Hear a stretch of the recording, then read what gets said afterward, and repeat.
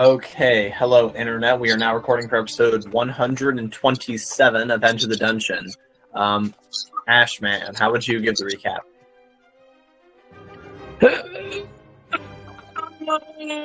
How about I don't? Guys, I know it's been 2 whole weeks, but do any of you remember what happened? What happened? Chris, we've discussed this. We've talked about this outside the session. I know what happened. I've asked you several world-building questions about the monastery. Please tell me you remember where we left off. We left off right after the headmaster talking to Gerald, or saying the head one of the masters saying High Master. A high master was saying, yes, I can't wait, or something like that. That was the guy that we were gonna duel, I think. Yes, that was the Master of Magic. Okay, yes. So then we're other than that, I keep forgetting. No, then we did a cutaway, and me and Izioho did a battle. Yep. Yeah, that's pretty much it. I guess that assassin guy's still following you, and Thitch, you noticed in the distance another nightmare with a canvas man riding on top. Oh right, that thing. But okay. So, when last we left our hero's master, Costianos, he was just challenging Thitch to an honorable duel. Oh yeah, that too. He says, yes. So I would recommend you go see the other 6 High Masters and see what you can do to impress them. Oh yeah, and he said that Jordan Lay might want to challenge the head chef. I do believe so.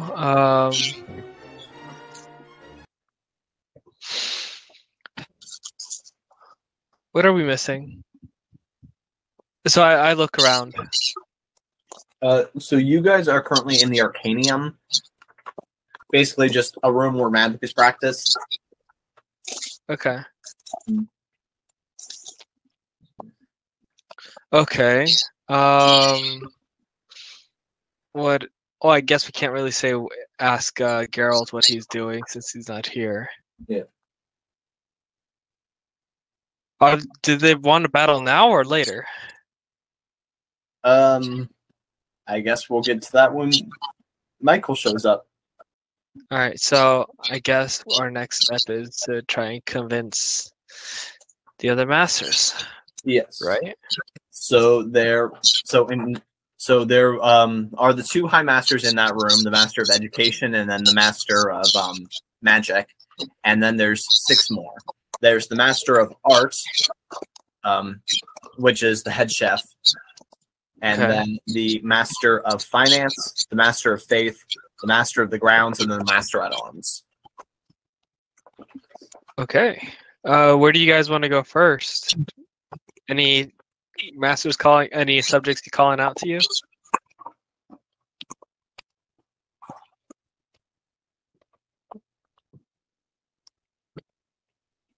Earthmover? Yoho? Sorry, I wasn't. I was typing something up. Can you repeat that? Any of the subjects call to you the most for now? Any masters you think we can get a hold of first? What are options?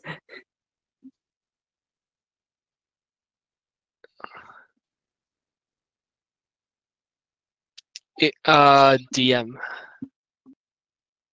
What are our options again? Can you see the masters again? Okay, so there's the Master of Education, the Master of Art, the Master of Magic, the Master of Records, the Master of Finance, the Master of Faith, the Master of the Grounds, and then the Master at Arms.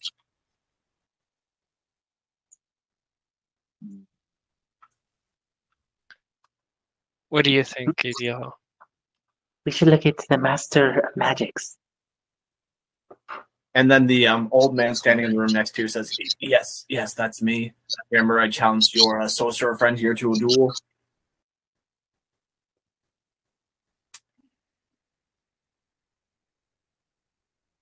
Oh, okay. Yeah. Well, I'm pretty sure that would answer Ezio's question.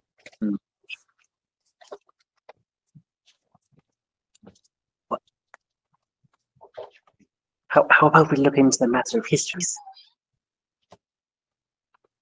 And Kostianski nods his head and says, "Oh yes, the master of records, Angelina Steelberg. She should be in the library. She's often in there."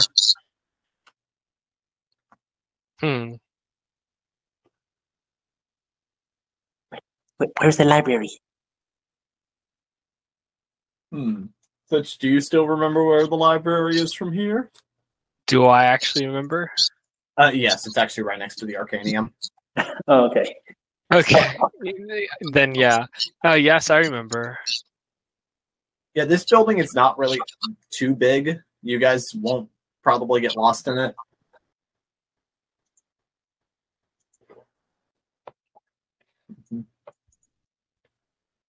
All right, so then I guess we go.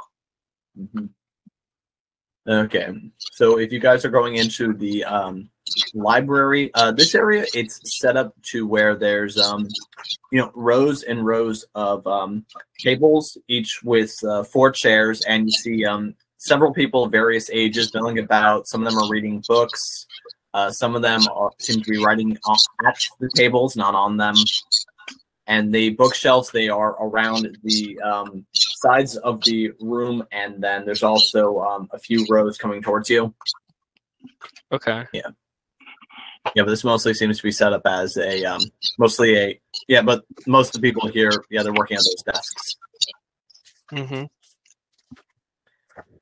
And if the 3 of you are walking in, you are going to get some strange looks. But a few of the scholars are just remaining focused at their writings and readings. Okay. Not too bad. Yeah.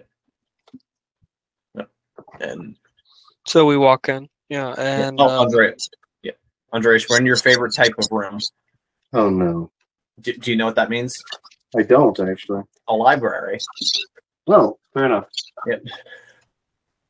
Yeah. I'm so used to the comments being facetious. Oh yeah, this is going to be wonderful. Make a Constitution saving throw. So does this look like a One Tong's library? What? Does this look like One Tong's library? No, this is much smaller. Dang it. And there are some windows letting light in, as well as some oil lamps. So the oil lamps are not presently. Does it look more like a local bookstore, or not bookstore, local library then? This looks more like a school library, to be honest, based on size. To give you the best comparison. Oh, okay. That's disappointing. Yep. And if you're scanning the room, Thitch, you do notice that there's a woman wearing the robes of a high master, and she seems to be writing a scroll. And you do recognize this woman. She was the high master of records before you left.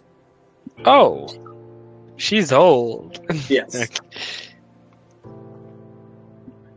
So I tell her, that's her robe there.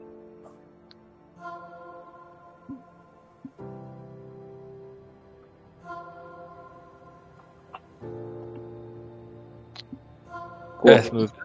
Okay. Nothing. Good.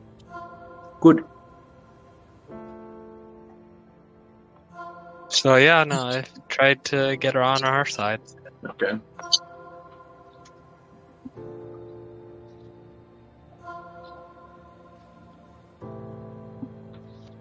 I mean, you know who she is, to lead the way. Oh, okay. Sure. I lead the group towards the master. And when you walk over, she pauses what you're doing. She says, "Greetings, visitors. What information do you seek?"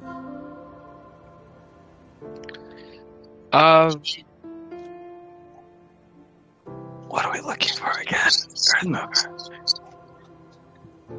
Aren't we looking for her vote? Oh yeah, that's right. Essentially. We're looking for your vote. Fascinating. Are you seeking to bring democracy to the Isle of Fate? No. We're talking about a vote of the High Masters. Ah, you need the council's approval for something.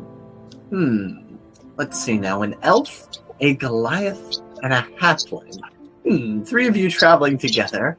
And, well, you're saying that you're not here to establish a new government, so you must be some form of adventuring party.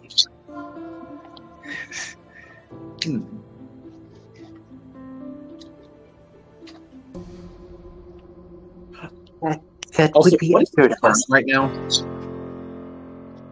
Say what? What is Thitch wearing right now? Likely the old robes that I probably cleaned right before. Okay, wait, so is it robes, or would it be like his like sailor trousers and pants? So, not necessarily sailor trousers and pants, but like, the robe that I had when I was... Oh, okay, well... Because would the Thitch... Because I don't know if Thitch would still have his original robe after, 30 years? Would that have been lost at some point? Yes and no? Like, was he sentimental? I want you to be as honest to the character as possible. Was he actually sentimental enough to keep this robe safe across 3 different ships and then traveling with Earth? I mean, then again, he also used prestidigitation to clean it multiple times. Yes, so he might be wearing some sort of monk ensemble. I'm just wondering, is this something that he bought somewhere along the way, or did he for some reason keep the same robe since he left? I guess he would have tried keeping it as best as possible, if not putting patches to it or fixing the holes. Okay, in that case, she is able to take a look. See, you're wearing one of our robes. You don't look like a student I've met, but did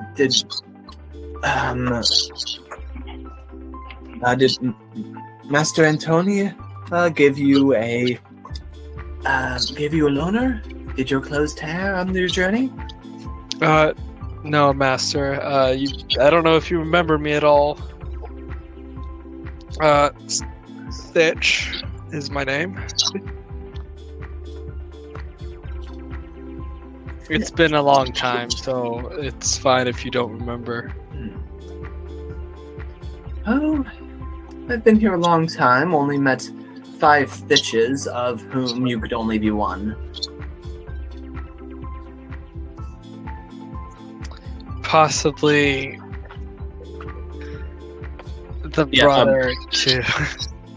Yeah, just quick world building detail. Thitch is just not... It's not a common name among halflings. It's not unheard of or anything, but... It's not exactly common either. Yeah. Okay.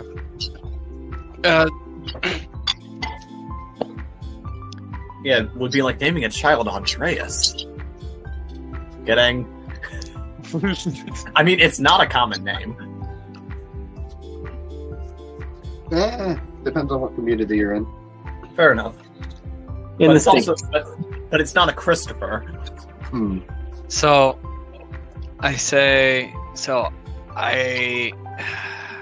Brother Tarmac? Oh yes, Master Tarmac. Yes, don't worry. I was able to piece together who you are. You're Thitch Urso. Yes. Yes. Well then, welcome back to the monastery, Priest Urso.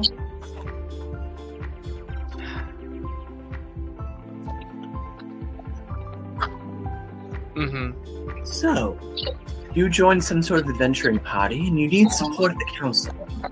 And you want me to vote in your favor. Okay then. So, why should I put my support behind your position? Would anyone else like to answer that? Because I'm not good at this part. Okay.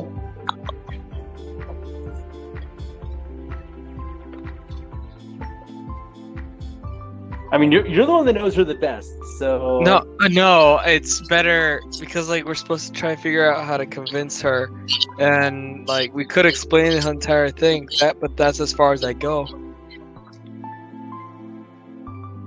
Okay, do you guys just want to say, like, we tell her everything except for X, Y, and Z?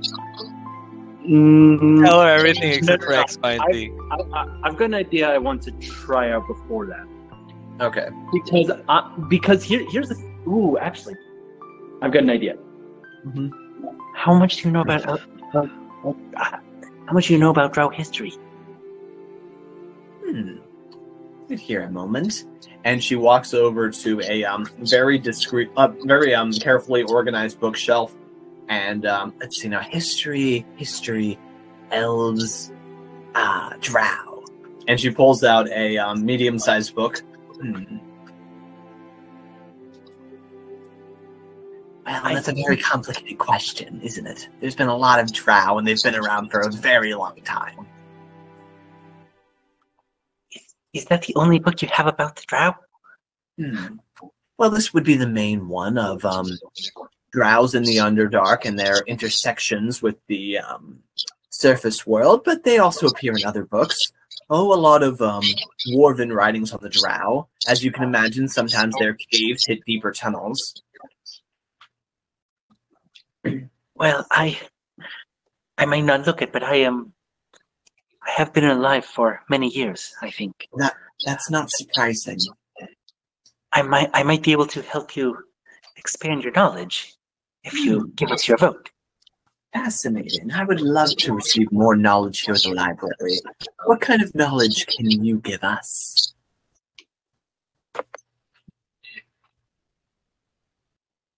How far back does your history go? Let's see now.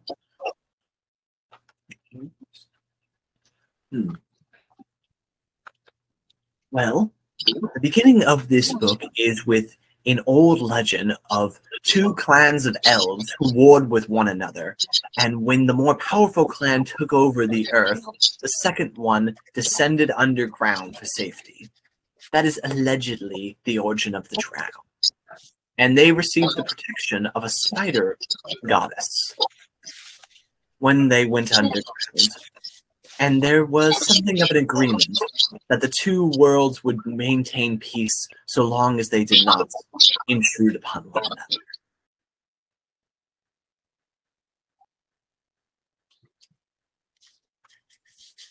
Well, you see, that is accurate.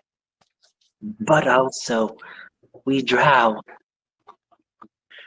we're not always so peaceful with that. I could tell you our side of this. Very well. And she unrolls some parchment and takes out a quill. Oh, great. I'm actually going to have to start telling this now because I have no idea where I'm going with this. Go ahead. No, go ahead. Just ad-lib a piece of drow history for us. I would actually love to hear what you have to say. Oh, okay. Yeah, it can literally be anything. Like, I have not decided, like, canonically what the long history of drows is, so. Okay. Excellent. Okay.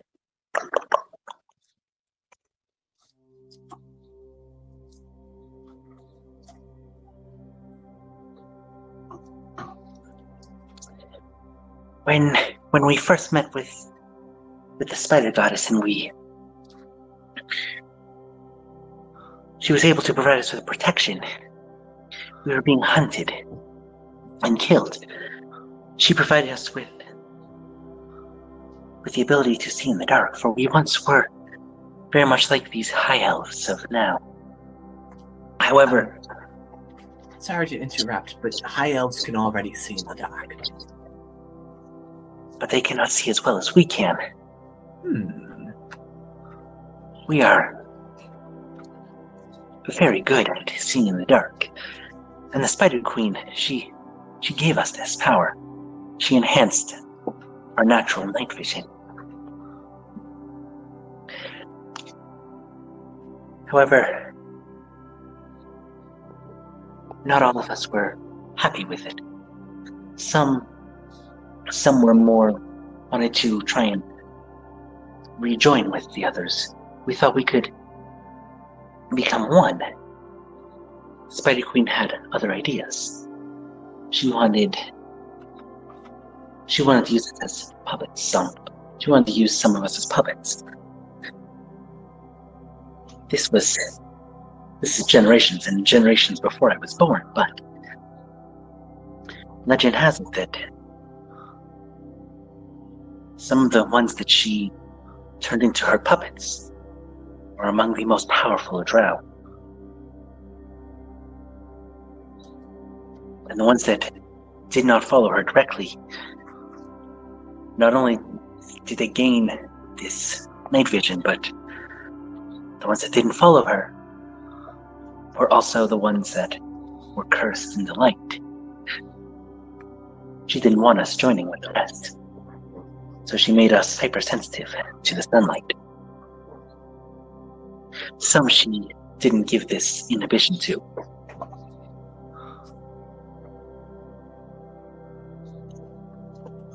She wanted to use us in her web of lies. But we accepted this, somewhat. After a while, though, some attempted to rise up. We became what are the modern drow. We left some of the older drow. We became our own drow country. The ones that she ended up taking as her puppets became something darker, something more twisted.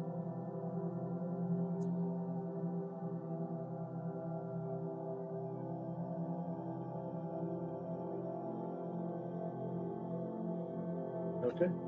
And so, is this a real story that Izioho is recanting, or is he making something up for her in character? This is a legend that he heard. Okay. But So as far as he knows this is the truth? Yes, as far as he knows, this is the truth. That there were two groups of drow, one that were puppeted by the Spider Queen and turned into monsters of the dark. Okay. And others that ended up breaking away and forming their own drow nation, which is what is known today. Okay, in that case, go ahead and make a performance check with advantage. Oh, thank God. Yeah, that was just a really good story, so. Okay. I got a nat 20. Should I just add on my performance to that as well, or no? Yeah, go ahead. 26 then. Yeah, so this woman, she just loves this show. She's amazing. Like, yes, this explains so much. So many missing pieces about the drow. Oh. Fascinating.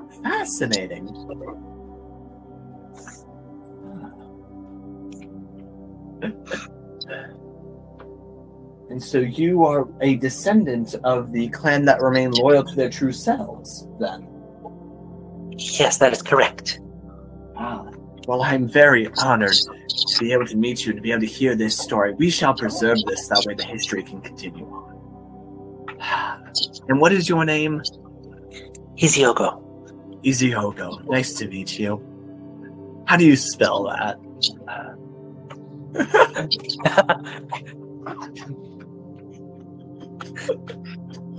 Did you actually want me to spell it? No. Let's just say you spell it in character, but you don't actually tell us anything out loud. He continues on with this gag. Okay. But the thing is, like, should it actually be spelled correctly though? So she actually does write it down correctly, or should it actually wait? No. I'm gonna roll this die. Even she ends up spelling it correctly, odd she ends up misspelling it. Okay? It's a 4, so it's even. Okay. She spelled it correctly. Nice. Well, Hey. then, Mr. Easy Hogo. Yes, Master. And very well then, Mr. Iziogo, please stay Urso. And what was your name, Goliath?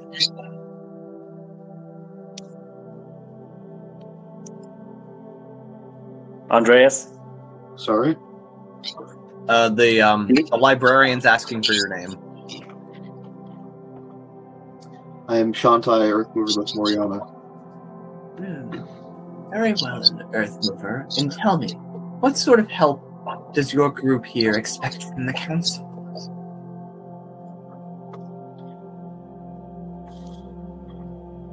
Knowledge as to the whereabouts of, or perhaps aid directly in obtaining more of these. I'm going to pull out the... I'm pulling out Bone Crusher, but I'm pointing specifically at the gem. Please do not do not arm yourselves in the library. This is a place where we challenge ourselves through words. Iziogo and Earthmover, I think this is up to you. But very well then. You were seeking some sort of artifacts, I presume? Planar gems. Yes, that would add up as to why you came to us. Fascinating piece, really fascinating. Did you know that according to tradition, that green gem right there, the Earth gem, was used to carve out an entire canyon in the nation of Galay? Would I know that? You've heard the story before that people used great magic to carve it up, but I don't think you were told that it was with the gem. Okay. Yeah. Yes. Then you know what they supposedly did with that? Used it to make a mountain range around the capital. So, are you seeking the power to move mountains? And if so, why do you need these mountains moved? It's less a consolidation of power for our own gain and more a consolidation of power away from a different entity. Ah, a strange entity. Perhaps you could tell me more about it? There is an extraplanar being which is attempting to collect, consolidate, accumulate, whatever the proper word would be in this instance, power of the gems to turn this world into its own. And you see her face just fall for like just a moment in abject terror, but then she recomposes herself. You're saying that something else is hunting the planar gems, and you need to get them first? Aren't they is a fairly succinct summary. But aren't they currently safer in their individual hiding places? Aren't you doing the dirty work for this creature? Well, if we can get them ourselves, it's possible we could fend it off. Fascinating. Let's see now. I'll leave the question as to whether or not you're worthy of such power to another High Master. But I wonder, if you seek knowledge, can you offer knowledge in return? Well, that depends on how much you know about what I know. Yes. Very well, then what do you know?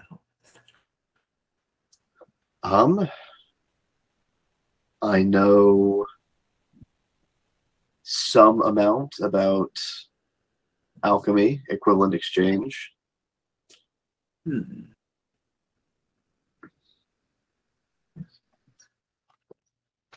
Yes, we have had a few monks through the ages come here and study the principles of alchemy.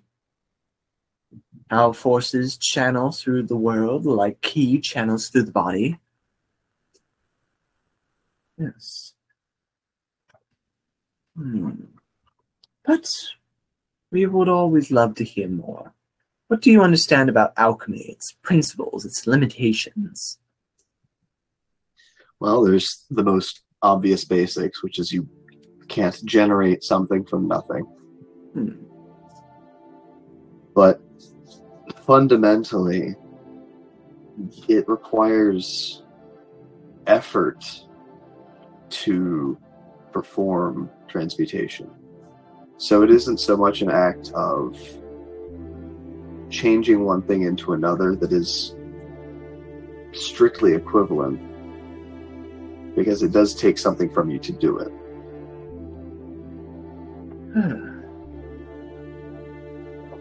Yes, I suppose like putting a log on the fire and it burns away into ash and smoke. You've converted the log into ash and smoke, but some of it was turned into fire. And that fire gave off heat and light.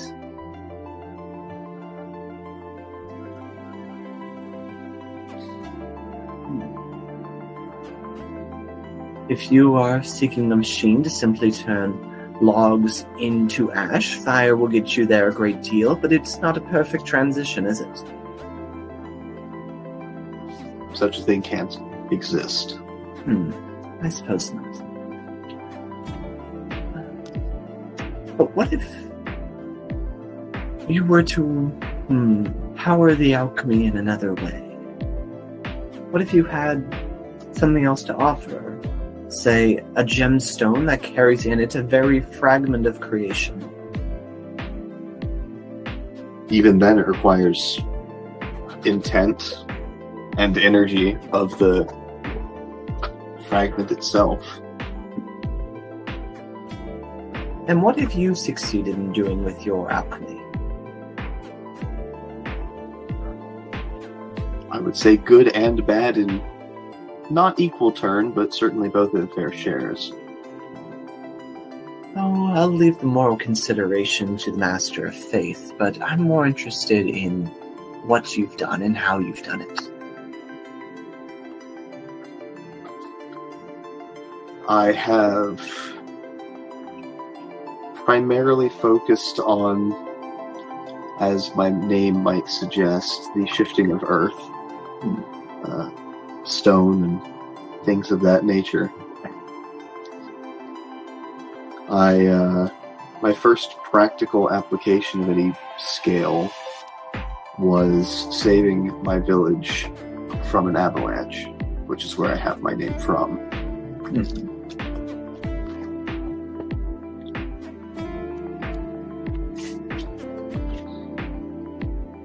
I have felled giants. I have stopped conflicts. By temporary imprisonment, but that's perhaps besides the point. It's more of a diffusion than anything else.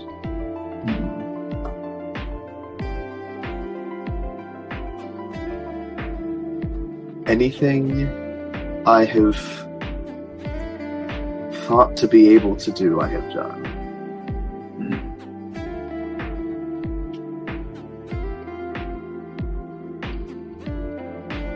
And having these planar gems, it's expanded both your power, but also your understanding of the world? I should say so. It certainly opens one's eyes to the interconnectivity of many different things, specifically very old and very powerful forces. Fragments of creation, as you say, tend to interact with each other in interesting ways. And has these practices together revealed any great secrets to you?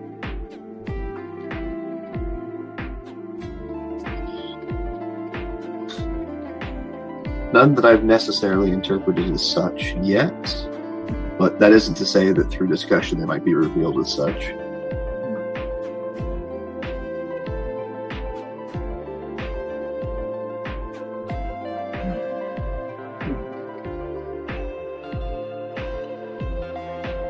Well, have your journeys brought you to learning any other secrets of the planes? Or even just this world? I learned how to abuse the astral plane. Ah, man of magic, I see. Yes, many great wizards find ways to, harness that plane to their will, don't they? Perhaps in hubris, but... Are you saying that you parlayed with some astral being? And obtained power, but also potentially wrath? No. I more mean that the way in which we use... It isn't my gen that has allowed me to do this. It's a different one. Is Gordon physically with us, or is that... Yeah, I'll say he's in the room with you. Yeah. I'm going to gesture to him that it's his gem, the Infinite Labyrinth. Endless maze. Yes. Fascinating place, really. Created from all sorts of small remnants by the plains. It's a horrifying place. Oh, I'm sure it is. I've heard that many people trap their enemies there. I was there for so many years. And whose enemy were you that had you trapped?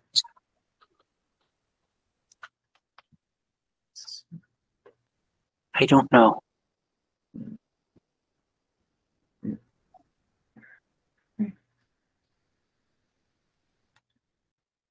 I'm going to turn to him. Were you there of your own volition originally? I'm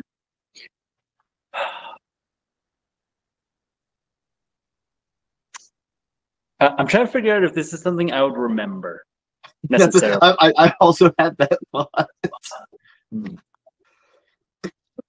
Make a history check. History, okay. Make a history check. Okay. History. Okay. Clear. 5 total. Yeah, you have no idea. Like, you try to remember how you got there, but like each time you do, it just keeps pulling back another memory, then another, and it's just giving you like a headache about all these different origins that keep backing up from each other. Cool. I'm gonna reach up to my head as if I have a headache. I don't remember. It's all fuzzy. Mm-hmm. All right. Well, then, let me just ask you one more question. If you were stranded on a foreign plane that you've never been to before, how would you go about getting your way home? To be specific, let's say you were trapped on the plane of Limbo. That's a fun one.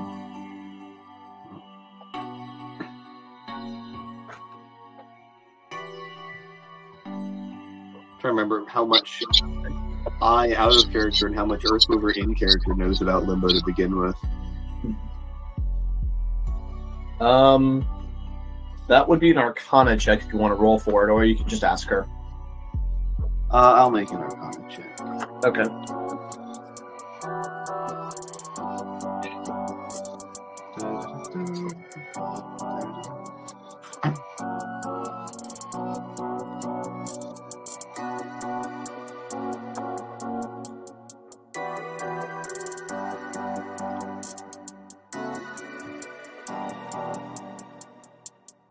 Really? Okay, that's sad. With a +7 to Arcana, I have obtained a roll of 9. Let's see now. With that, you definitely have heard of Limbo before. You don't really know much of it. You think it might be related to one of the upper planes, though? Okay. I'm afraid I'm not so intimately familiar with Limbo. That's fine. And she takes out a few more books. One of them is rather large, and then 2 of them are small. And she places the large one in the middle. Let's say that this is the astral plane. And then she puts the 2 smaller books on opposite corners from each other. This one over here is Mechnus, and this one is Limbo. And she starts rotating them in a circle, always keeping them in the same position away from each other.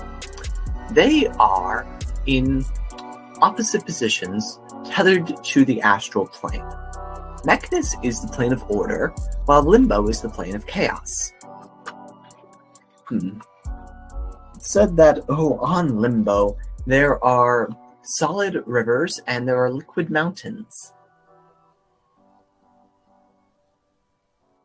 And that the forces that normally keep us stuck to the ground don't really apply in the way that we think about them. It's a place where the codification of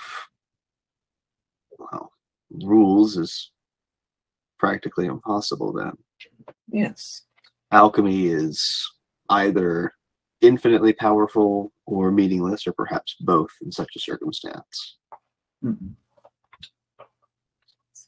So let's say you had enough force of will, though, to impose that will upon the planet around you. What would you do if your goal was to get home? I suppose it might make the most sense to ground oneself to a more stable place first, so perhaps using the tools I have available to myself, move myself either to the astral plane or to the elemental plane of Earth. As in, you would portal there, or simply focus on them? Move myself there, literally. And how would you do so? Well, moving myself to the astral plane would be fairly trivial. You possess the power to warp to adjacent planes? No, just the astral plane specifically. Oh, how so? I'm just gonna pull out my sack of containing. Is that a bag of holding? In a manner of speaking. Brilliant approach. Homemade. That is a brilliant approach. Yes. I know that many that have attuned to their respective gems sufficiently find themselves capable of moving themselves to those planes as well, or opening portals there too.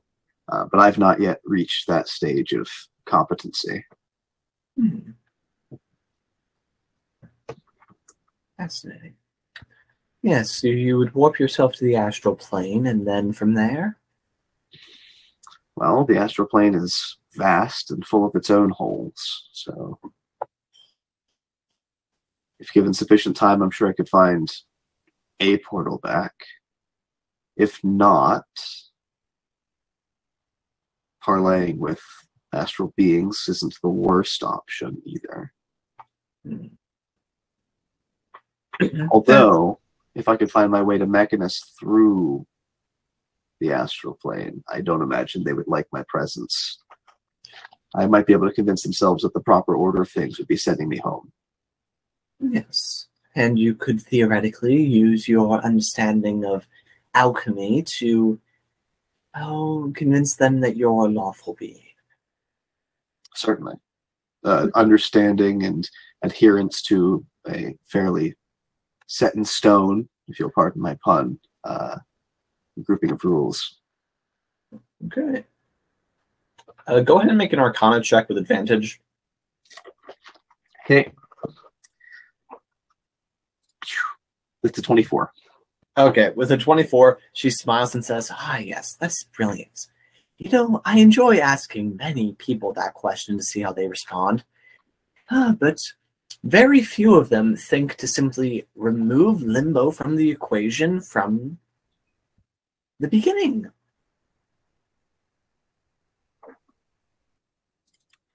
It would seem to me to be much more difficult to work one's way out of Limbo straight home. Plans are seldom as linear as that. Yes. See, Limbo allows one, if you ever get the chance to visit it, it can be quite amazing. Because you can use your mind to control it, but you need a very focused mind. So for a disciplined monk, it can be a whole plane connected to your body through your soul. But if your focus slips, then, well, you may cause an avalanche to come down upon you, and that avalanche might be made out of elephants. Have you ever seen an elephant? Have I? Probably not. I imagine not. No. Have you heard of elephants? Maybe. Okay. That seems more likely because they're also large. Yeah. Okay, so what's this Earth Mover picture that an elephant looks like? Well, it's probably ridiculous. Some people say it's kind of like a rope. Other people say it's kind of like a tree. Some people say it's kind of like the side of a house. Some people say it's like a snake. Some people say it's like a spear. I don't know, it's kind of this amorphous blob, I guess. Yeah, just a giant ball with spears sticking out of it and ropes. Just this massive gray. It's kind of. Earthmover might think they're oozes. Like bestial oozes. Bestial oozes with, like, all kinds of crazy appendages. Okay. I mean, in that case, it's probably... He probably thinks it's very fitting that she used them because they're such a chaotic being. For real. Yeah. Oh, yes, elephants. That makes sense. They're probably from there originally. Out of character question, just for my own clarification, are the Gith from Limbo, or are they from the astral plane? They're from the astral plane. Okay. But the Koatoa, maybe they're from Limbo. Okay, yeah. Oh, the what are they called? Slods. I think Slods are from Limbo. Let me check that. Yeah, Slade, S-L-A-A-D. Oh, it's Slod. Oh, yes, they are from Limbo. Yes, and this woman, she's really warmed up to you, and she says, very well then. And, Prieste Thitch, do you have any information you could share with me?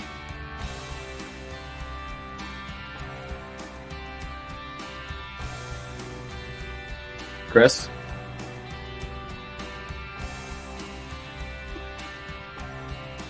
Chris? Is he asleep? Christopher, wake up. Oi, Christopher up. Well, anyway, I mean, we don't necessarily need all five of you to interact with all 8 High Masters, but it would be nice if we could get Thitch in here. Yep. Why are you waiting for him to come back? Go to the bathroom. Intermission. Okay. Well, he's probably asleep. Yay! Well, anyway, How about we just start wandering around and see what we run into? yeah, anyway, and the woman, she just sort of nods and says, yes. You are clearly a set of learned and very educated men. I think that you are worthy of possessing the knowledge we can share. Much appreciated. Mm-hmm.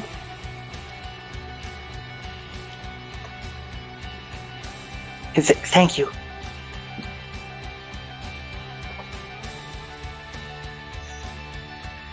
So, Andreas, where do we want to go from here? Because we visited the master. Well, the master of magic is going to be fighting Geralt, and we've met with the master of what was this? Master of knowledge. This is the Master of Records. Master of Records. Yes. So we've still got Master of Art, Master of Finance, and we've got 4 other masters. Yes. Then, so Thitch in character was challenged to an honorable duel by the Master of Education, since that guy was Thitch's old master. Okay. On a personal basis. So then that leaves left for you to impress the Master of Records, the Master of Faith, the Master of Ground. Records? I thought we just did records. finance, faith, grounds, and at arms. I can't talk to the Master of Finance. Why not? The hell are taxes? Oh. Oh, you weren't in the party for that part. Yeah. Well, No. We could go to the Master of Grounds. You would probably be a good fit for that. that's probably true. So, and we've also got Master of Arts that we could visit. That could be interesting as well. But I feel like that'd be better for Gordon. Yes, because that guy is a high chef. Yeah, so that'd be a better fit for Gordon. I think Grounds is our next option because finance. Sounds like you don't want to go visit the one of finance.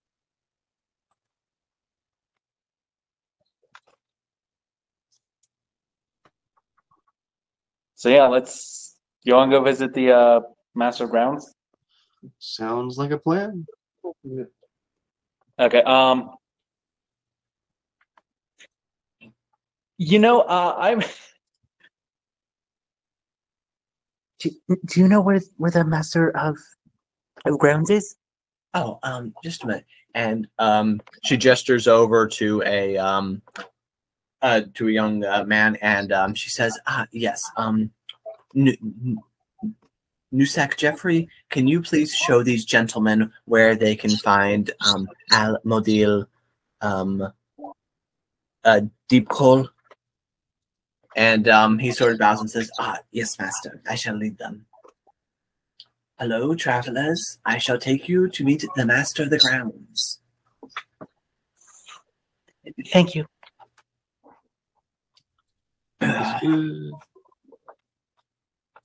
Okay, then.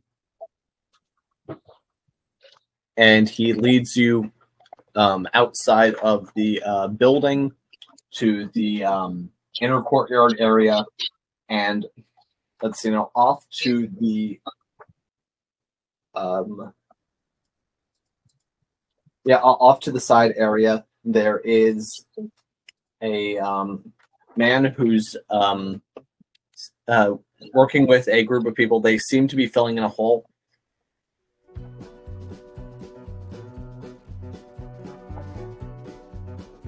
Hello. Hello there, travelers, the man says.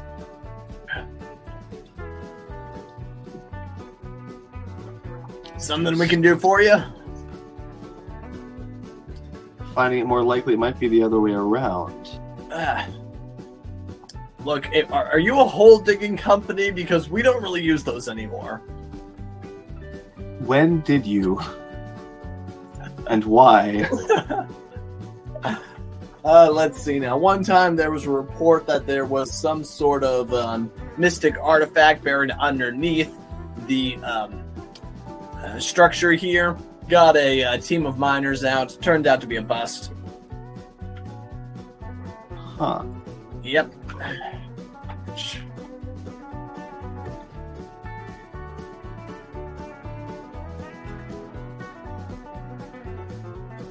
Do I not? Oh, that's okay. I'm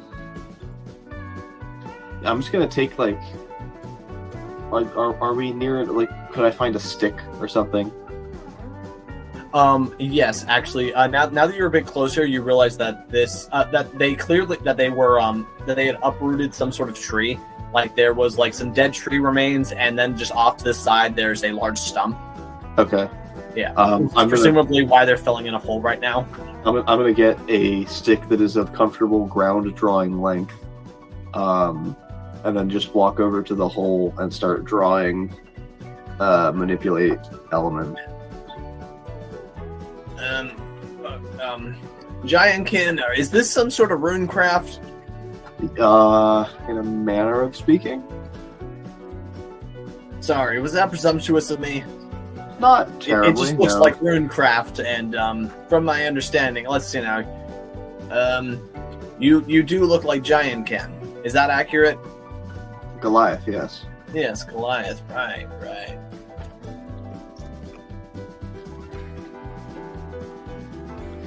I probably stick out, well, not quite like a sore thumb, more like a sore arm here. So this is alchemy, not runecraft strictly.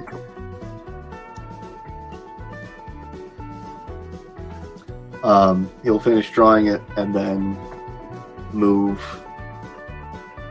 however much, like how big is the hole and how much dirt is left to move into the hole. Let's see. Now, it was relatively sizable. Looks like the tree was about 2.5 feet in diameter. Okay. Wait. Yeah, and then looks like this pole went down a little bit. They had to dig out some of the roots. Yeah, I tell you, this thing was a pain to get, but if we didn't take care of it then, it was going to collapse on the monastery, and after that we had to carry in some dirt from outside. But builds discipline. So Earthmover's just going to move however much dirt he can, right? He can manipulate the whatever element he chooses within. It's a 10-foot cube. So lots of dirt is going into the hole very quickly. Whoa, what's this? And he backs up a little bit. So, some sort of wizardry. Are you offering your hole filling services? Don't word it like that. Oh, right. You adventuring types. You always gotta take it dirty. You know, some of us take oaths of chastity. I didn't, but some people do.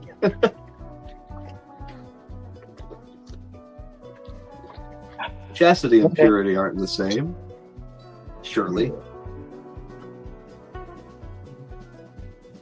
In any event, I actually came out here to give some sort of impression of myself upon you. Well, We're, certainly making it. hopefully not a negative one. Nah.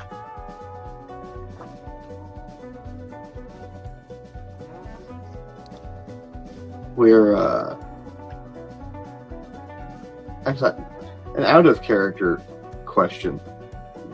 What exactly are we doing that we need to get into cahoots with all 8 of them? So, Master Costianos said he knows where a planar gem is. He just doesn't know whether or not he should give this information to you. Okay. So you basically just need to prove yourself worthy in various ways. Okay. Because the person that it would seem to, and this is in and out of character bias, the person that it seems most important to have impressed upon that we're worthy of it is the person that's in charge of information. Yeah. Which is who you were just speaking to. Yes, exactly. Yeah. So I thought it was a little... Yeah, and so these people, you know, they want to see different things out of you. So, for instance, the Master of Records, she was mostly interested, like, are you knowledgeable enough to learn this information and use it wisely? I see. Yeah. So I suppose this individual now is trying to figure out how grounded we are? Potentially. But yeah, the other woman, she did make a comment that the Master of Faith, he might be interested in, like, morally, should you be allowed to use these? Right. Yeah, that one also makes some amount of sense to me. Yeah, like, are you now, or have you ever been in the business of jumping on people? Just once. I wasn't in the business of doing it.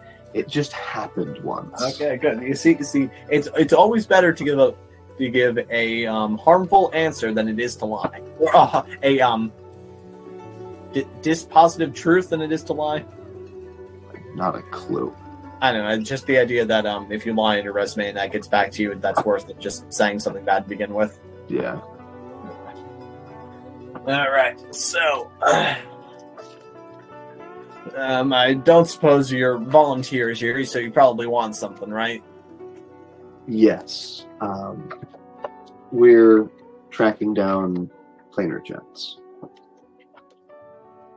Well, I can tell you this. One is not buried underneath the monastery. We're not going through that again. Again? Remember the whole story? Someone thought that there was a magical artifact underneath here. We got a mining crew. It was very expensive. caused some structural damage as well. And it was a planar gem specifically that you thought? No, we weren't sure what it was, but I just want to rule that out right now, that the location of any magical artifacts is not underneath this monastery. What gave the inclination that that might have been the case? Because you came directly here, we just want to... No. I mean initially to those who dug the hole. That there might have been some powerful artifact in the monastery. What initially gave that impression to those who made that decision? Well, team of diviners came through, convinced us that they were able to magic up one. A lot of signs seem to point to yes, but now in hindsight, we're thinking that the Arcanium was just giving some false positives. I see. Either that, or Master Mountain was pulling a giant prank on the rest of us. He's the master of magic. You should meet him if you're interested in witchcraft and the like. Oh, we're going to be, I think, dueling him later. Your funeral, or potentially his. He's very old. And here you were telling me to be less irreverent. Did I say that? Perhaps that's my projection. Need more water from me to keep up this voice? Or just more time working in the mines. Smoking cigars. Or something. I don't know. All right. So then I take it you want the one that we know about, obviously. We could just say that that's a logical conclusion to come to. You're clearly not out here searching for the gem of the 9 hells or of limbo. No. All right. So, and you want me to be in your favor when we take some sort of a council vote, am I right? That would be my understanding of the situation, yes. Very well, then. So, I take it if you have this much confidence, you're probably not your first rodeo, as we like to say, when it comes to these planar gems. I'm guessing that green emerald on your hammer there, and oh my goodness, is that bone? Yes.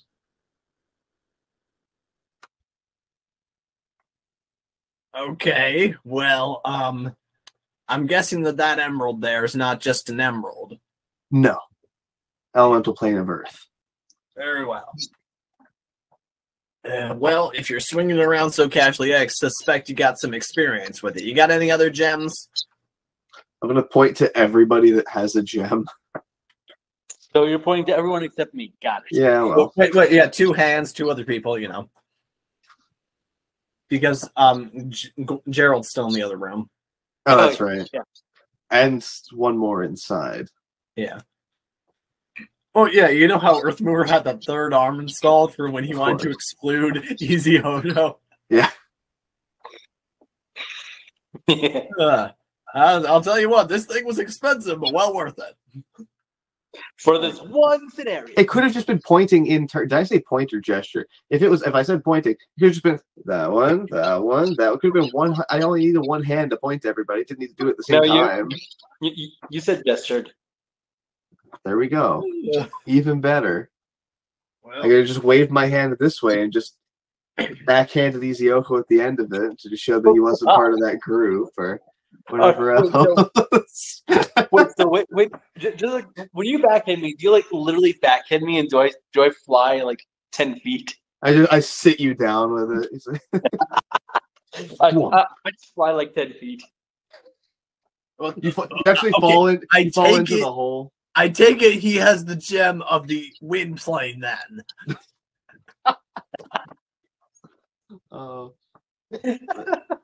And maybe you shouldn't be using them for slapstick comedy. I'm not much of a wizard, but I know that much.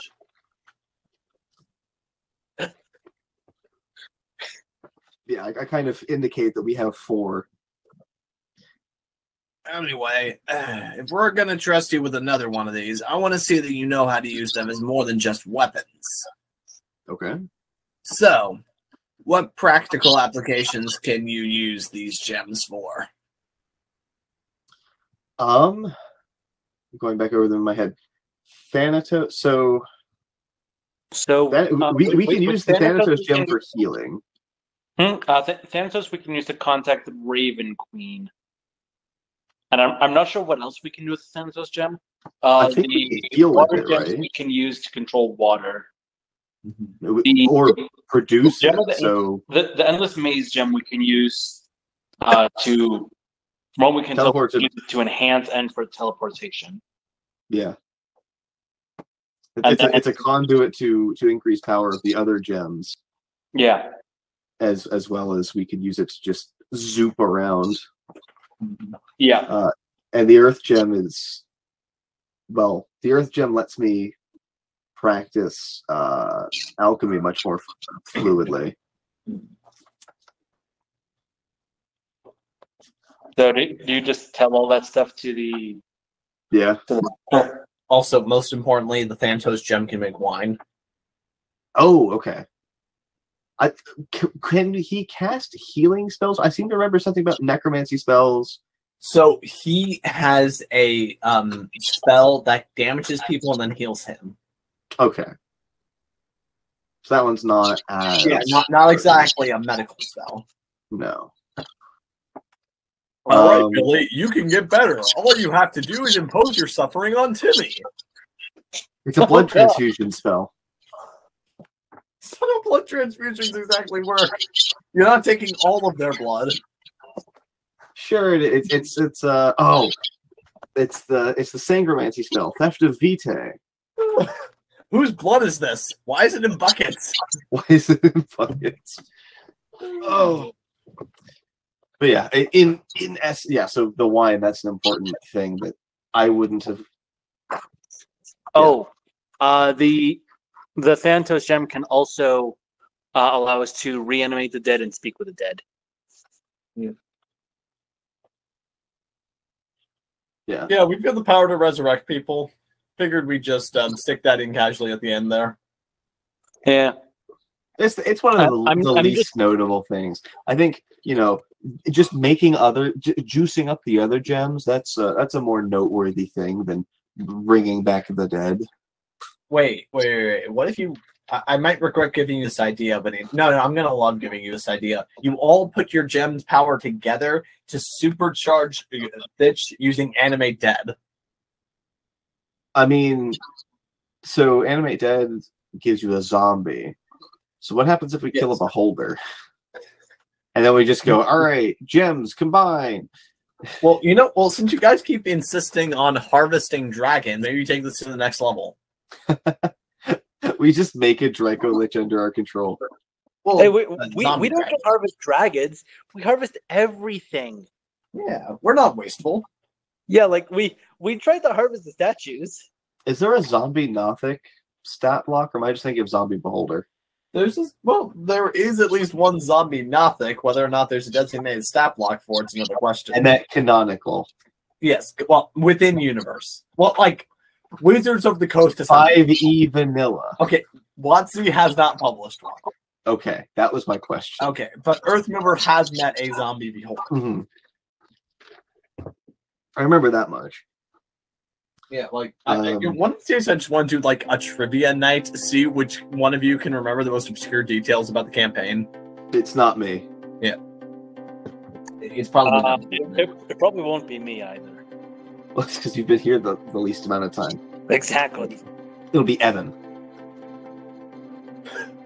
Actually, it would be Drew who would remember the most. Yeah, because Drew's the one that edits all these. The referee doesn't count. Yeah, I'm gonna make I'm the one making the questions. So, anyway, also now that the Earth Gem's been upgraded, you do now know Fabricate, which could be useful here. Mm. Yeah, if you just want to double check the spells you can cast. I'm glad I didn't open my mouth and say the wrong name. Who is the guy that used to be the Jeopardy man? Alex Trebek. Thank you. I don't know why, but Alex Hirsch was the name that came to mind. I'm like, that's not right. No, that's the Gravity Falls guy. Yeah, I'll take season 2 for 500, Drew. Yeah. Oh. Is Chris with us yet? Anyway. Memory. So, what can you use these gems for the benefit of the monastery if we're going to use such powerful information? Well, wine for sacraments, if you all have wine in your sacraments. I don't know your religious practices. We drink wine. Oh, there you go. So it's just that as well.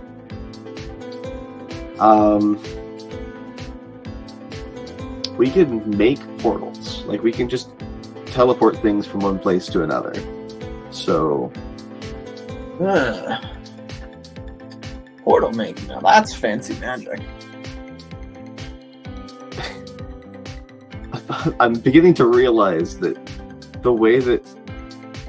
It's the most jury-rigged, like, instant portal ever. Yeah. Wait, you're just realizing that?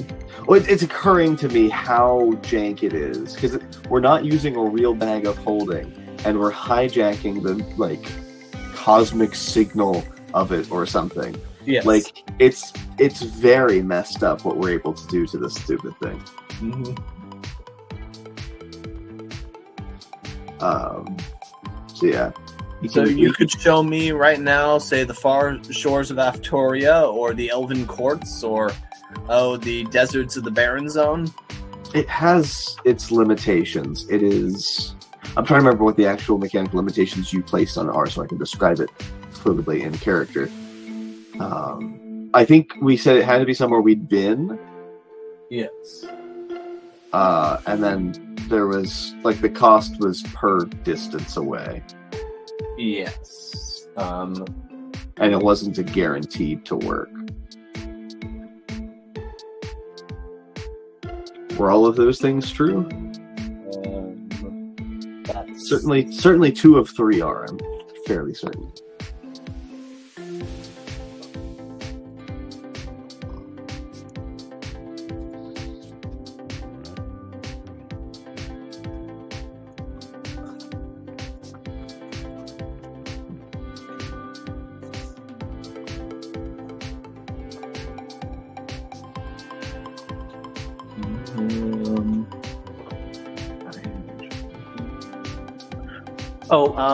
By the way, we've probably have we been in direct sunlight during this, or yes? How long has it been since we actually came outside, or how long has it been that we were inside the monastery for? 5 minutes. Wow, that's it. Yeah. Oh no! We were inside the monastery. Yeah. Oh yeah, no, you guys were in the monastery for this long. Oh, okay. Yeah, we've been outside for about 5 minutes. I was about to say, there's no way we convinced her in 5 minutes. Yeah. Okay. 1 minute. Yeah. So then, yeah, you guys expend spell slots and then key. And then for each spell slot level, it's 10 minutes that you can travel. Or 10 miles. So if you expended 2 5-level spells, then you could go up to 100 miles. Okay. Or 2 4-level spells to get us 80 miles. Yeah. And then I just need to take a short rest and we have those charges back. Oh, right. Warlocks. Yay. Yeah.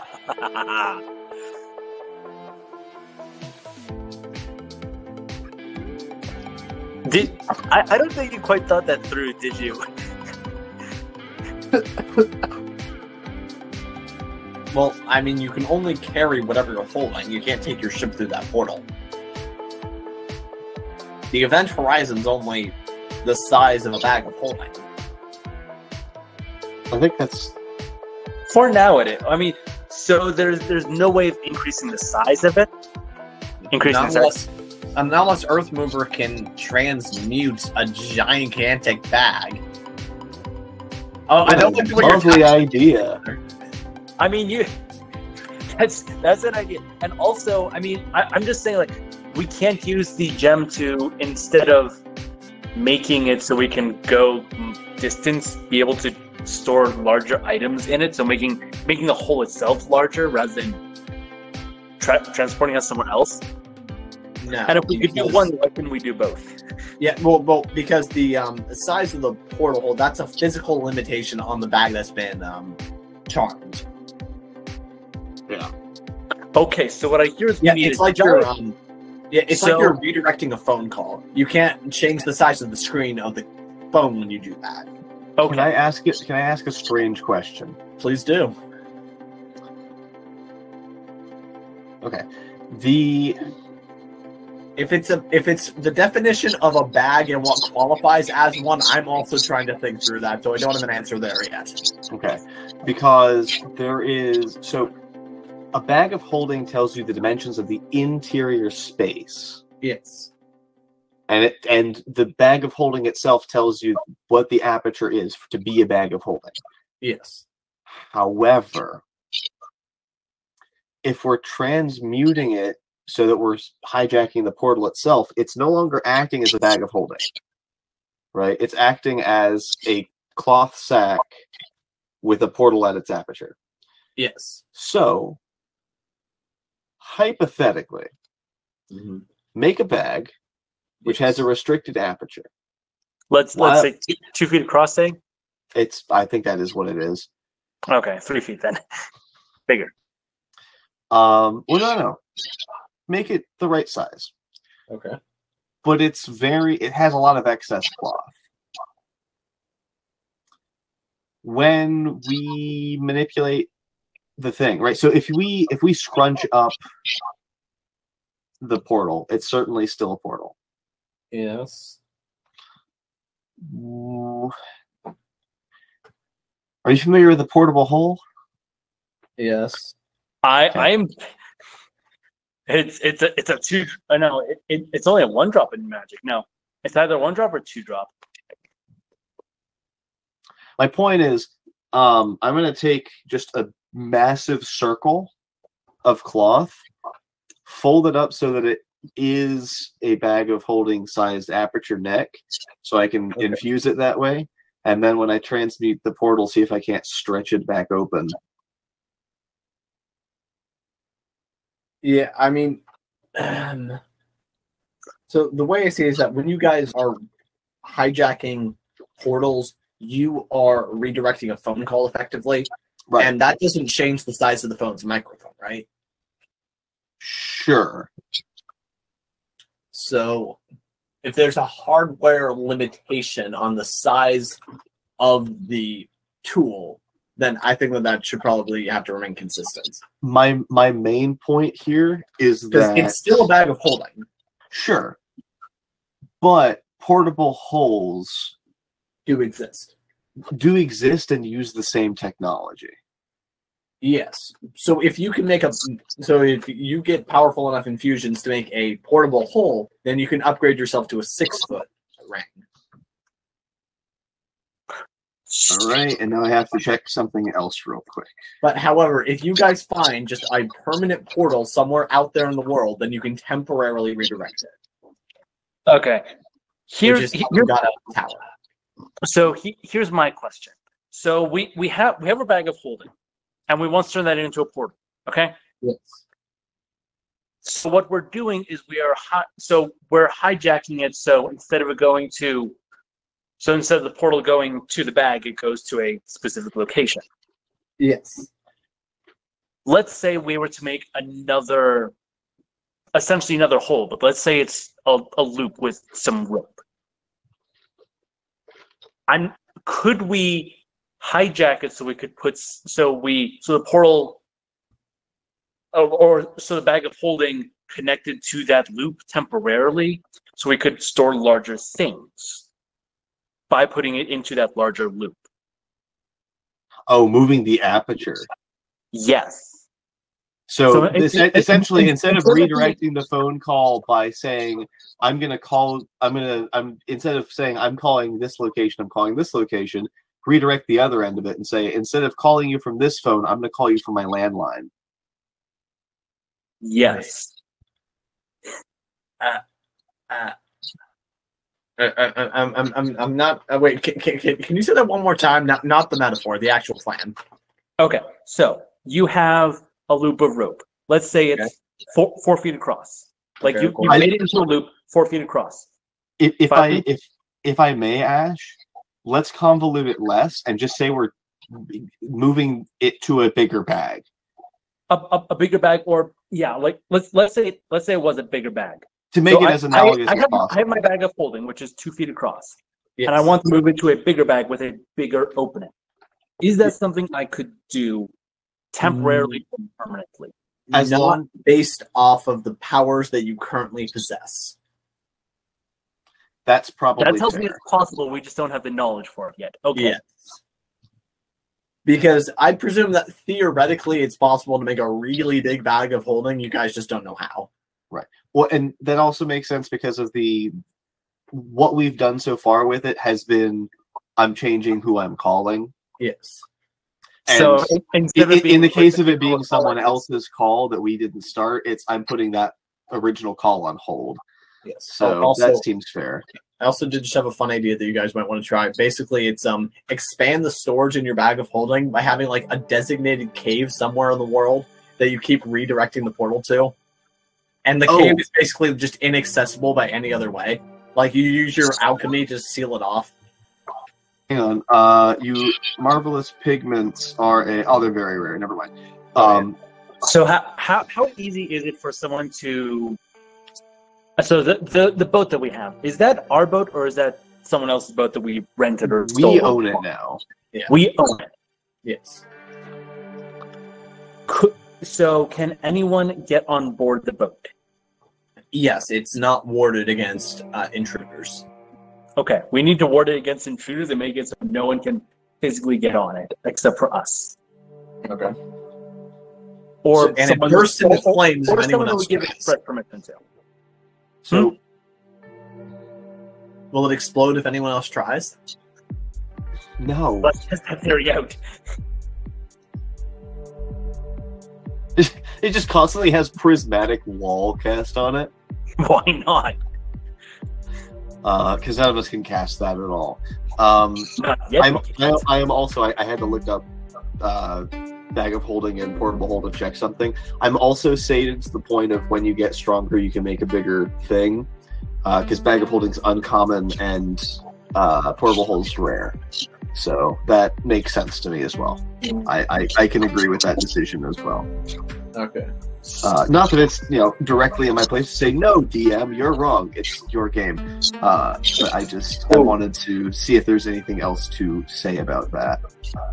Okay, so with our bag of holding, if we were to connect it permanently to a cave, for example, would we then be able to redirect where the entryway is from the bag of holding to something else? I mean, you could always just disenchant the bag.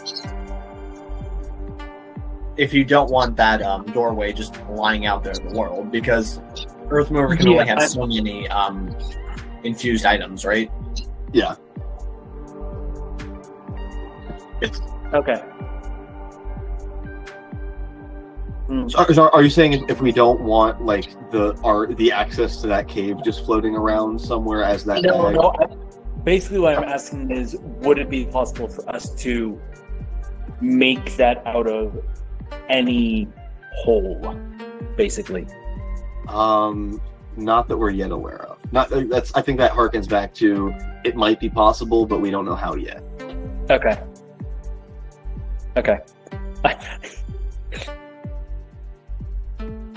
Okay.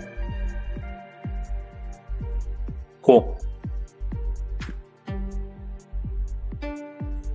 I would really hate to see what a juiced up limbo gem does. I don't want to deal with elephants. Oh, so you can cast Wish as many times as you want, but it requires concentration, and if you break concentration, you have to roll the extreme wild table. Oh.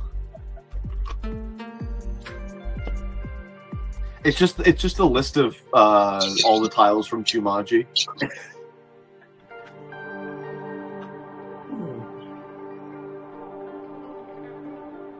Okay, so coming all the way back, we've told him the water gem's obvious. We can produce water. Like, Yes. that's obvious utility that does not beg explaining. And then the earth gem can do exactly what I just did. It can do. It can aid me in performing those types of labor. I can build buildings. Although a lot of that is alchemy. What kind of buildings? What kind of building do you want built? I'll tell you what. Can you use this wood for anything? And he just sort of gestures to the large tree that had to be taken down. Is it? What condition is it in? Let's see now. It was beginning to rot a little bit. Other parts of it, the roots were overgrown underneath the wall. That was the main concern, was that the roots would begin to damage that structural wall right there. Oh, and it potentially falling on the monastery, as you said earlier. Yeah. So parts of it had begun to rot since we've had to leave it to lay here for a few days. A lot of it's good, though. Well, what might you want to use it for? I could mulch it, and you could use it as either ground cover, or I think you could use mulching as fertilizer, depending on the... Yeah. So I could do that. I could fashion it into tool handles, or tools proper, if you're less particular about their structural integrity, I suppose. What might you want done with the wood?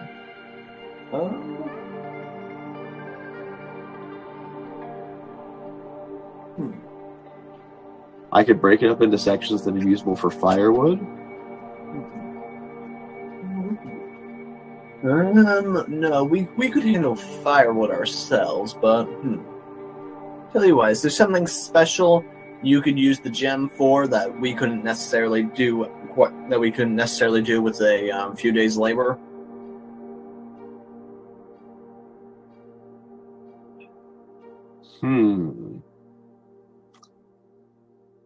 Can I keep in my head again what the Raven Queen looked like when I fixed the statue?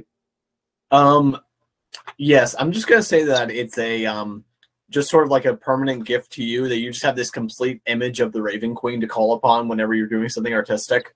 Cool. In that case, I'm going to... So, if you were to carve a tree, you would no longer have the texture of the bark on the outside.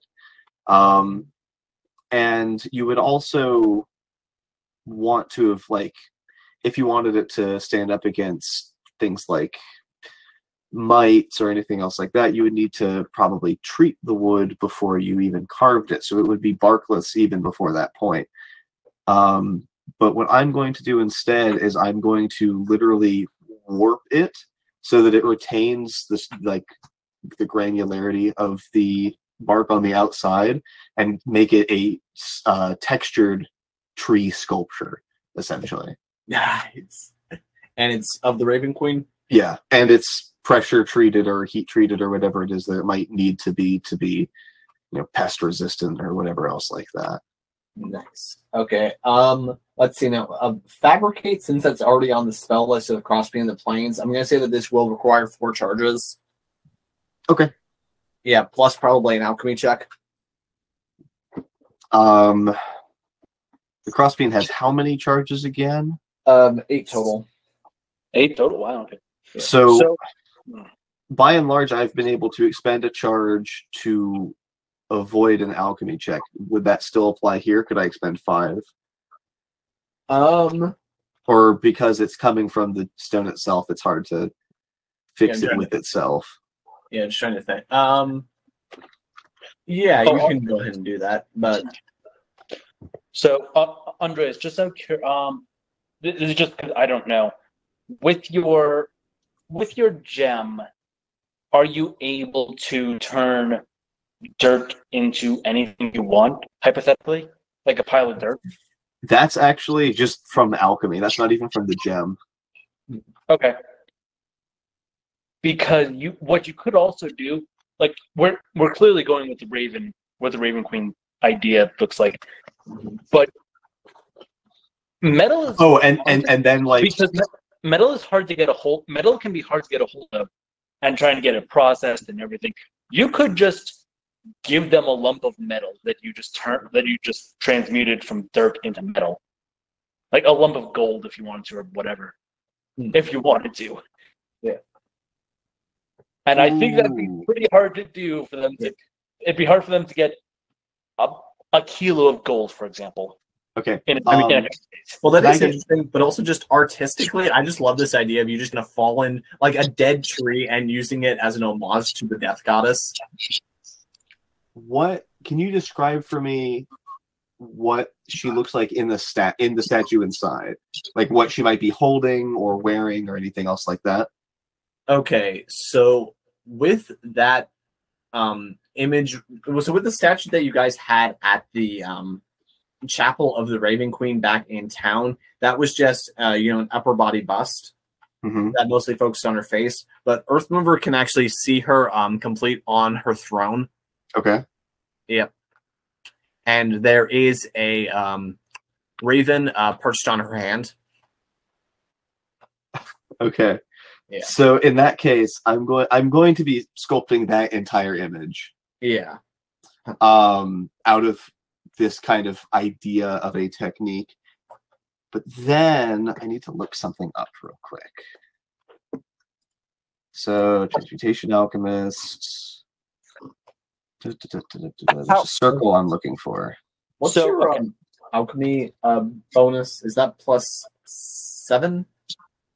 Intelligence plus proficiency, so I think so. Okay. 4 plus 3, yeah, 7. Okay, yeah, in that case, 7 plus 12, then you are getting a 19 on this check by default. Because expending a charge of the gem lets you take 12 on an alchemy check. Okay. So then additionally, how tall? Well, I'll just make a section that scales nicely with how big the piece of wood is. And then the raven, I'm going to transmute into black iron. Okay, I feel like you're gonna... Alright, so since Thitch is not here to contest this, I'm going to say that you can use some of the Thanatos gem to channel this, because this is like a very complex project that you're doing right now, but you're also a very powerful person. Oh, I was just saying I'm going to do the main sculpture part, and then secondarily I'm going to draw there's just a circle that will let me do this. So the raven is so the raven's going to start off scaled way too big. Then I have another one that lets me no larger than a 5-foot cube, and I think a raven is going to fit inside of that. So even if it's scaled quite a bit too large, so I'm going to change this wooden raven, and it's going to scale itself down because wood is a lot less dense than black iron, into a black iron version with the same kind of texture going on. And that's its own thing, so that's going to take another point from the gem, because I'm doing this trying to make sure I don't mess anything up. So I'll draw my circle after I've made the statue, and then secondarily transmute the raven. Okay, wow. I'd be very impressed if you all could do that in a few days. Yeah, so tell you what, is there like a lot of gravitas to this, or do you just bring the hammer to the ground and do it? Actually, you know what? I probably would have drawn the transmutation. Like the transmutation circle is just called transmutation. It should really be called transmute element. I think we might just rename that. But yeah, so I would probably draw that first, and then do everything in one smack against the ground. Okay. Any prayers or battle cries or anything, or are you just... I just whoomp, I let it bounce against the ground like a hammer off the anvil, which is fitting because it's a crossbeam hammer. Yeah. Do you warn Izioho that you're going to do this? Nope. It just happens. Okay. I mean, I was kind of hoping that he could like use his magic for like lightning effects or whatever, which will look really cool. I can't do lightning. Not lightning, but like I don't know, like just the general idea that like you make special effects appear. What's that? I mean, Light it on fire? I could cast, if you let me know you're doing this, I could cast dancing lights and have that just start going around it in a happy way. Nah, I don't think Earthmover subscribes to Megamind's philosophies. I don't think he's a big fan of presentation by and large. Bro, fine, okay. He gave it a go. He did give it a go. He had that whole intimidation moment with thaumaturgy. Actually, you know what? No. Do you have thaumaturgy? Huh? Do you have thaumaturgy? No, I don't. Does anyone in the party have thaumaturgy? No, but Thitch has Druidcraft and Prestidigitation. No, Dancing Lights then. Dancing Lights is next best thing. Because I was thinking just like a loud thunderclap as I did it would be great. I mean, but actually, wait a minute. So here's the thing. Do you have thunder? I could end up creating a loud sound which will not harm anyone if I choose to use Word of Radiance against the statue. Don't break the statue. It wouldn't break the statue. What is Word of Radiance unless I do? make an attack roll against the statue. Okay. I'm going to say that since the Raven Queen is a mighty goddess, you can do this in such a way that it will not damage the statue, but Iziogo, in order to do this, you will need to show reverence to the Raven Queen. You don't need to swear fealty to her, but this would basically be a prayer to her in this moment. Is that something Iziogo is willing to do? He doesn't need to be on her side or anything, just in this moment, he just needs to proclaim her divinity. You have to recognize a god as a god. And as a god worthy of respect. You know, since I don't know anything about my past, yes. Okay. If I do something, go wait, just a. Could I cast darkness, make it so that it's shrouded in darkness, and then just release a spell, and then suddenly there's just this black iron raven in its place? I could do that instead.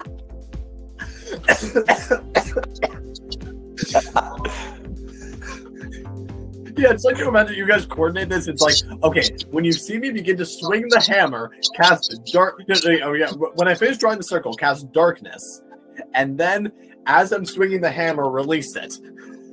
Yeah, I can do that if we want to. Yeah, let's do that. That's even better. And what does Easy Hogo cry out? And what does Easy Hogo say, at least to himself in this moment?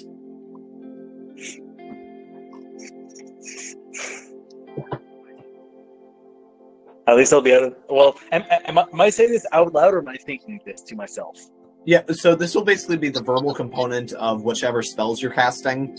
Okay, I'm only casting darkness, and I'm just going to.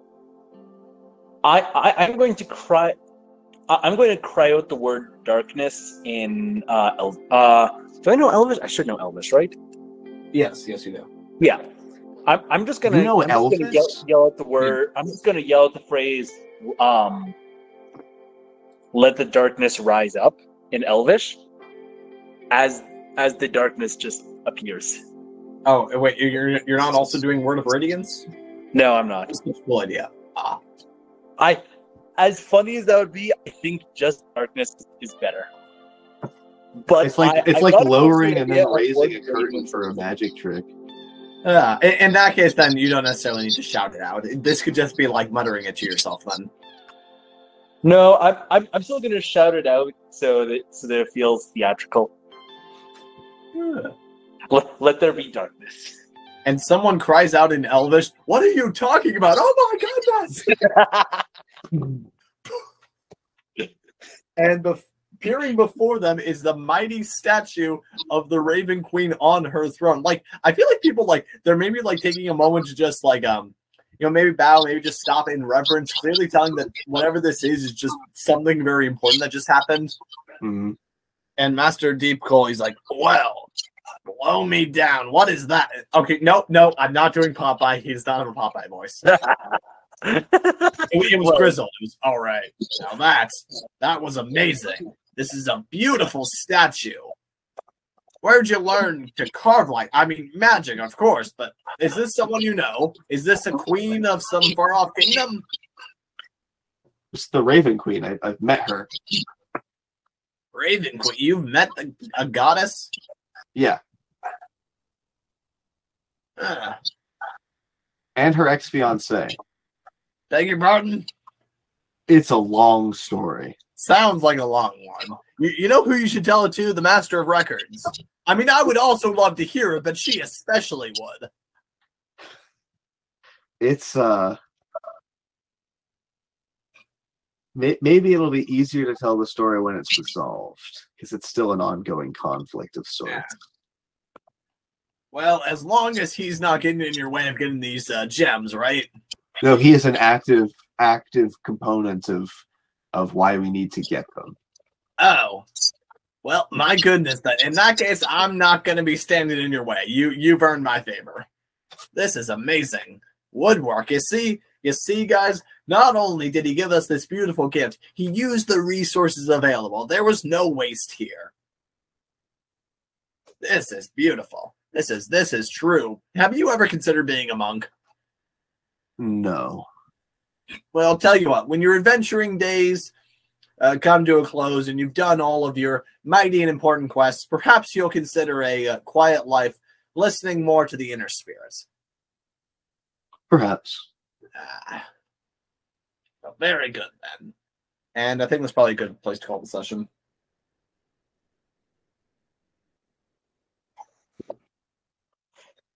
Unless this is when Chris pops up.